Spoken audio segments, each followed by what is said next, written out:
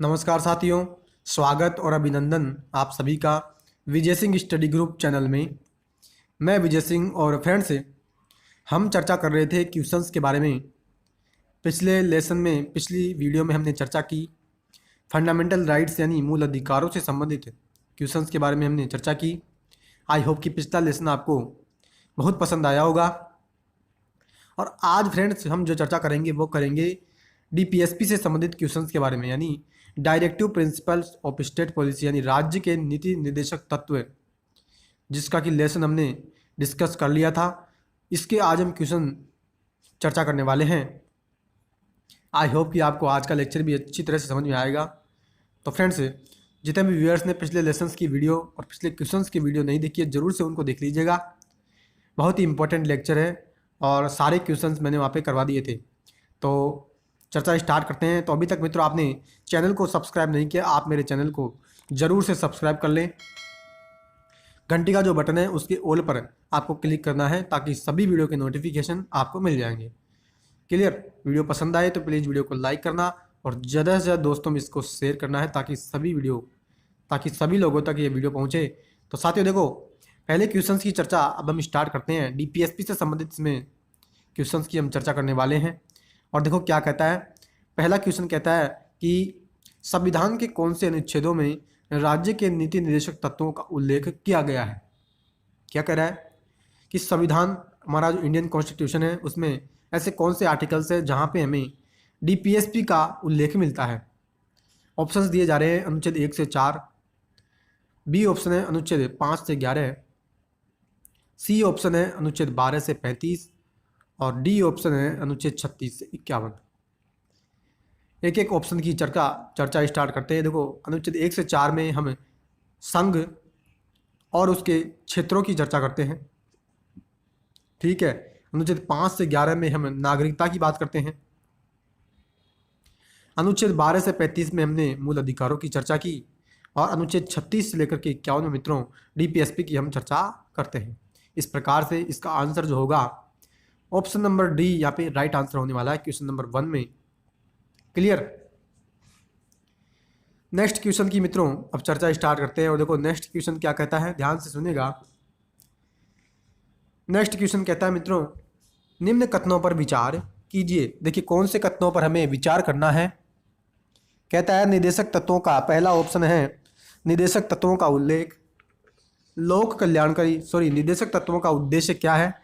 लोक कल्याणकारी राज्य की स्थापना करना है। ठीक है। दूसरे ऑप्शन की चर्चा करें। दूसरा देखो कथन क्या कहता है। दूसरा कथन ये कहता है कि निर्देशक तत्वों की प्रकृति न्यायोचित है। क्या? निर्देशक तत्वों की प्रकृति, दूसरा कहता है निर्देशक तत्वों की प्रकृति न्यायोचित है। तीसरा ऑप्शन कहता है निर्देशक तत्वों को लागू करने के लिए सरकार बाध्य नहीं है। और चौथा जो कथन है, मूल अधिकार और निर्देशक तत्वों में टकराव होने पर मूल अधिकार प्रभावी होंगे। तो ये 4 कथन हमें दिए गए हैं। देखिए क्या हमें छांटना है। कहता है उपरोक्त कथनों में से कौन सा कथन सही नहीं है, यानी गलत कथन हमें यहाँ पे ढूंढना है। तो एक एक कथन की चर्चा डिटेल से स्टार्ट करते हैं। देखो क्या कहता है। कहता है कि निर्देशक तत्वों का उद्देश्य लोक कल्याणकारी राज्य की स्थापना करना, बिल्कुल सही है। ठीक है। और हमें यहाँ पे गलत कथन ढूंढना है। तो इस प्रकार से ये तो सही कथन है, यानी एक नहीं आना चाहिए। क्लियर? बचे हमारे पास 2 ऑप्शन। ठीक है। अब देखिए नेक्स्ट की ओर बढ़ते हैं। निर्देशक तत्वों की प्रकृति न्यायोचित है, ये ऑप्शन मित्रों गलत है और गलत ही हमें ढूंढना है, यानी 2 तो उसमें आना ही चाहिए। तो इस प्रकार से इन दोनों में से आएगा। तीसरे की चर्चा करते हैं। निर्देशक तत्वों को लागू करने के लिए सरकार बाध्य नहीं है, बिल्कुल सही है ये भी, यानी 3 उसमें नहीं आना चाहिए। तो इसका मतलब हमारा जो आंसर निकलेगा मित्रों वो बी नंबर का ऑप्शन, हमारा option number B right answer यहाँ पे होगा। नेक्स्ट की ओर बढ़ते हैं। कहता है मूल अधिकार और निर्देशक तत्वों में टकराव होने पर मूल अधिकार प्रभावी होंगे, ये भी सही है।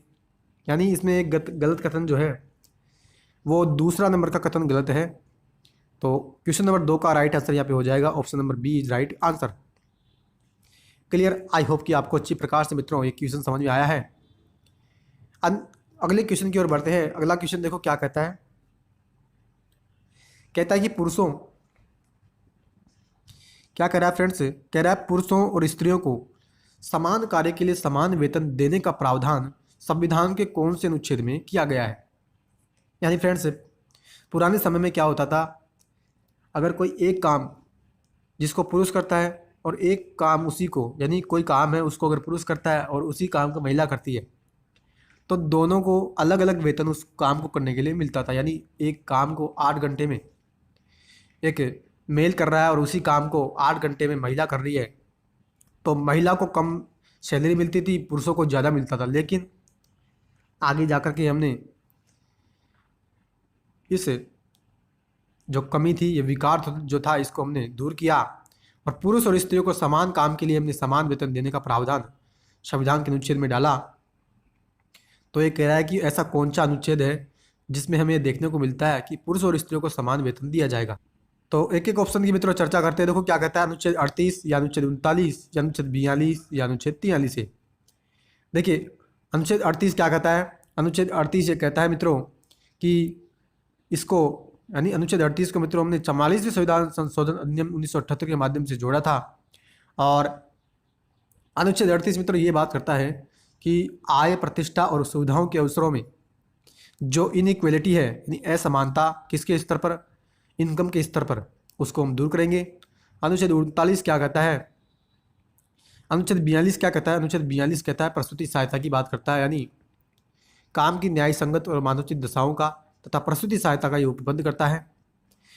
43A जो बात करता है वो करता है उद्योगों के प्रबंधन में, यानी उद्योगों का अगर मैनेजमेंट करेंगे तो उसमें कामगारों की हिस्सेदारी भी सुनिश्चित हम करेंगे, इसके लिए हम कदम उठाएंगे। और अनुच्छेद 39 जो कहता है ना मित्रों, ये कहता है कि पुरुषों और स्त्रियों को समान काम के लिए हम समान वेतन देंगे। तो इस प्रकार से इसका जो मित्रों आंसर होगा क्वेश्चन नंबर 3 का option number B is right answer यहाँ पे होने वाला है। क्लियर, आई होप कि आपको अच्छी प्रकार से क्वेश्चन समझ आया। नेक्स्ट क्वेश्चन की ओर बढ़ते हैं।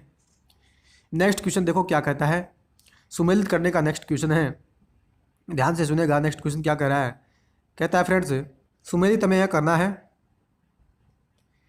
एक तरफ तो मित्रों अनुच्छेद है, दूसरी तरफ निहित है, यानी अनुच्छेद में क्या बात हमने डाल रखी है उसी की हमें यहाँ मिलान करना है।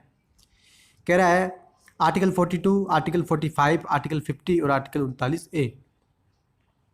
देखो क्या कहता है, अगर पिछला क्वेश्चन आपने अच्छी प्रकार से सुना है तो आप इस क्वेश्चन का आंसर दे देंगे। देखो मिलान करते हैं।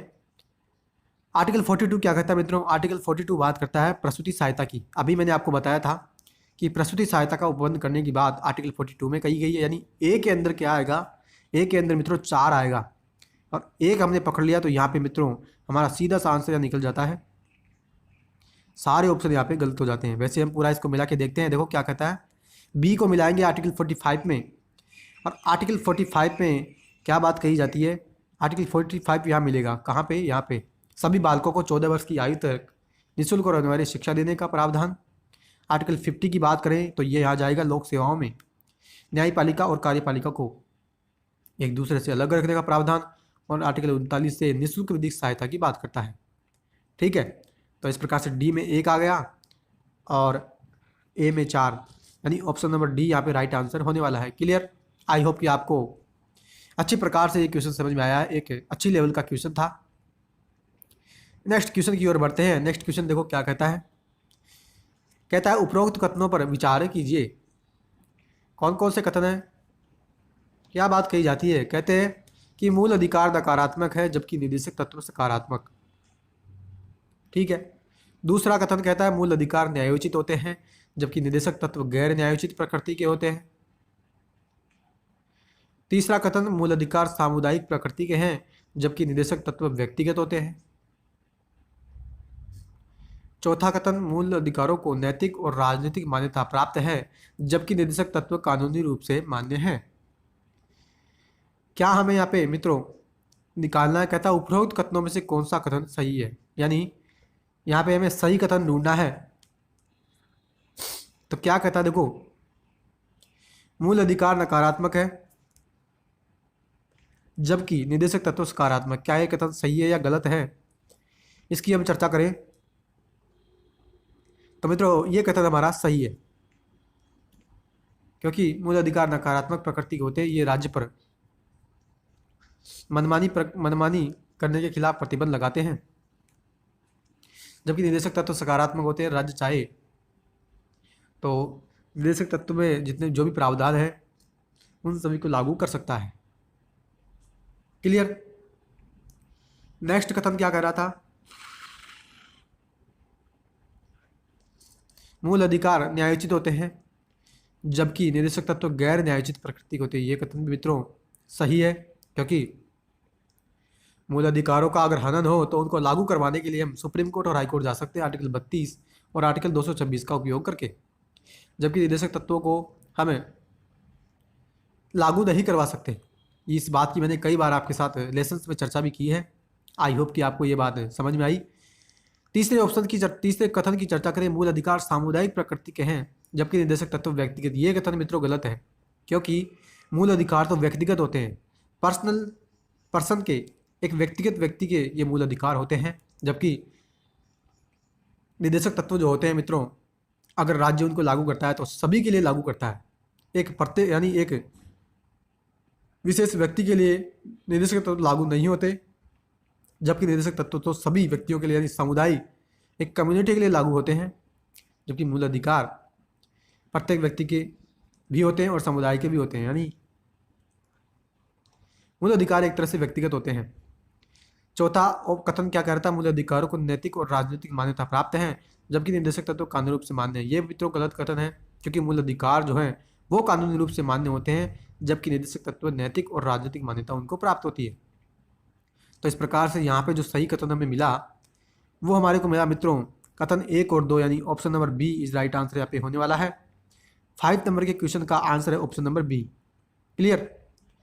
आई होप कि आपको अच्छे प्रकार से समझ आया मित्रों। अगर वीडियो पसंद आ रही है तो प्लीज़ वीडियो को लाइक करना, और दोस्तों अभी तक भी आपने चैनल को सब्सक्राइब नहीं किया है, आप ज़रूर से मेरे चैनल को सब्सक्राइब कर लेना और बेल आइकन है उसके ऑल पर क्लिक कर लेना, ताकि सारी वीडियो का नोटिफिकेशन आपको मिल जाएगा। क्लियर। तो नेक्स्ट क्वेश्चन की ओर बढ़ते हैं, और नेक्स्ट क्वेश्चन देखो क्या कहता है। नेक्स्ट क्वेश्चन मित्रों कहता है कि 97वां संविधान संशोधन अधिनियम 2011 निम्न में से किससे संबंध रखता है। यानी 97वां कॉन्स्टिट्यूशन अमेंडमेंट एक्ट 2011 में आया, तो ये मित्रों किससे संबंध रखता है। कहता है कि स्थानीय स्वशासन से यानी लोकल गवर्नमेंट से, या मूल कर्तव्यों से यानी फंडामेंटल ड्यूटीज से, या सहकारी समितियों से यानी कोऑपरेटिव सोसाइटी से, या फिर शिक्षा के अधिकार से। तो सीधा सा है मित्रों, शिक्षा का अधिकार तो 86वां था, मूल कर्तव्य मित्रों 42वां था, स्थानीय स्वशासन जो था वो 73वां और 74वां था। तो बचा कौन सा मित्रों, सहकारी समितियों से बचा 97वां संविधान संशोधन अधिनियम। ऑप्शन नंबर सी यहाँ पे राइट आंसर होने वाला है क्वेश्चन नंबर 6 का। क्लियर। आई होप कि अच्छी प्रकार से क्वेश्चंस आपको समझ आ रहे हैं।